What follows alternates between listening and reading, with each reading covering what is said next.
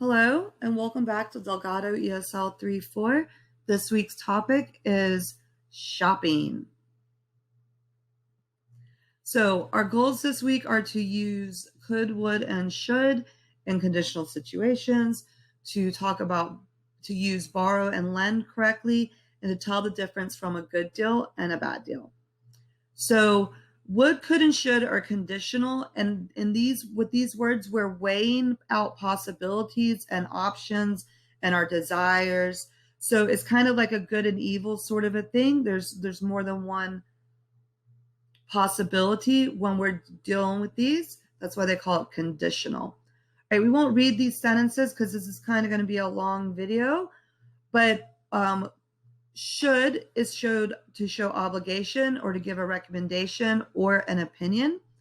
And could is to show a possibility of something, right? So we have some images to help us explain this. So could is for possibilities. Which way should I go? Which choice should I make? And should is for recommending the best choice, right? So you could jump out of an airplane without a parachute. But you should wear a parachute when you jump out of a plane, right? That's obvious. Could versus should. The best course of action is the should. Could is the possibility. So he could rob a bank. That's possible. But should he rob a bank? Probably not. You could smash your foot with a hammer, but you should not smash your foot with a hammer, in my opinion. What about gambling? You could win or you could lose. Either is possible, right? What are the odds? Should you be gambling? I guess it depends on the odds. You could buy any pair of shoes in the store, right? They're all possibilities, but you should buy shoes that fit. I recommend that you buy shoes that fit. You could buy any type of cereal in the store, the healthy cereal, the sugary cereal, the marshmallowy cereal, but you should not add soda to your cereal, right? That would be gross. All right, the other word we're going to cover here is would. This shows an intention or a desire to do something. It might not necessarily seem immediately possible, or that you are expressing a future belief that you will do, but we all know that in the future things might change, right? But in general, I think of would this way: I say, what would you wish for if you found a genie lamp, right? So I would like a big house. I would wish for an end to war. I would appreciate the ability to fly, right? Would is a past tense of will. But it's a confusing tense. We'll talk about it with your teachers. All right, so let's not get hung up on that. Let's apply these words to some real situations, and I think it'll be much easier. So let's imagine a situation. So you have $2,000 here, right? So you cannot keep more than $5 of the money, and you should not spend more money than you have. So look at the items that we have here and tell us which ones interest you, which ones would you purchase, how would you spend that $2,000, right? All of the slides also have additional questions with them that you can use to talk with your classmates and your teachers. And we've also included in here some sentence frames, some sample sentences, and some more sentence frames. So read those over before class so you can use them to talk with your classmates. And then we'll just dive into the different options. So we have here some hair dryers, some different types of dishes. We have the high end and the low end. So we have some bicycles here, a $600 bike and a $280 bike.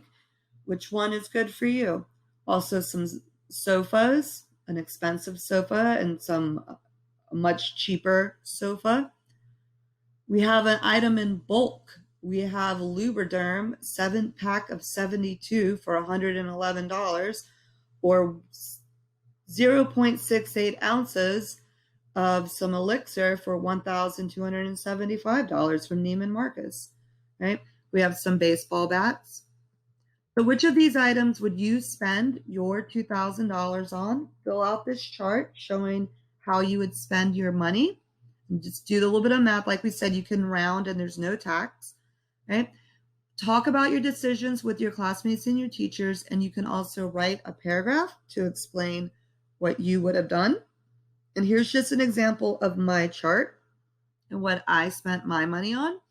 You'll notice I spent more than I was supposed to, but it was really only a recommendation, right? I said you should not spend more than $2,000, but what's going to stop us in an imaginary situation?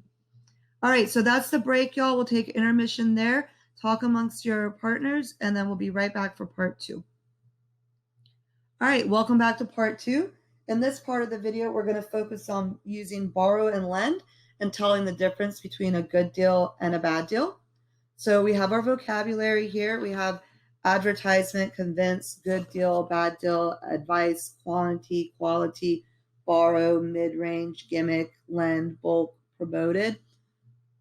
And we have some different sentences that we've written here using could, would, or should, and some of them also using our new terms, borrow and lend. So read those over before class. Think about these different words. But let's start with borrow and lend. So when you borrow something, you take it or accept it for a temporary period. And if you lend something, you give it with the expectation that it'll be returned. So we have a little scenario here, and it says, oh no, I lost my pencil. Can I borrow one from you? And this guy says, sure, I will lend you a pencil. Please make sure to give it back. And then he gives him the pencil, right? He has lent him the pencil. All right. So then moments later, he says, hi, are you finished with the pencil that I lent to you? Because it's in the past tense now, right? Yes, here's the pencil that I borrowed. Thank you for lending it to me. And then he gives it back, right? So lend and borrow is a give and take relationship, right?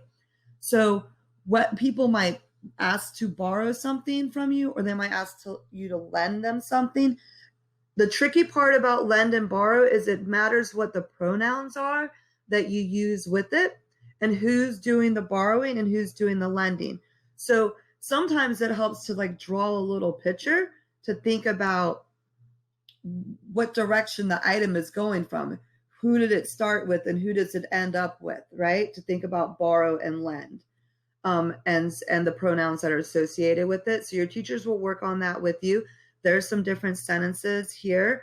And then we've given you some images that you can practice these sentences frames with and ask some questions. So, hi, Maria, could you lend me your wedding ring? No, Pam, I cannot lend you my wedding ring, right? Hi, Jan, can you lend me the big pot? Sure, you can borrow the big pot, right? It's a back and forth tricky relationship. We'll talk about it with your classmates. All right, welcome to our next activity, good deal or bad deal. We all know good and bad, and we'll look at some possible deals. And the goal of this game is to help the contestant choose the best deal. What is the best deal that is on offer?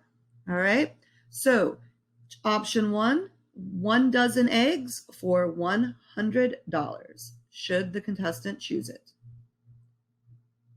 A car for $1. Should he choose it? A diamond ring for $1,000. Chateau de France 2001 for $10. Should he choose it? A room full of frozen tuna for $10,000. Should he choose it?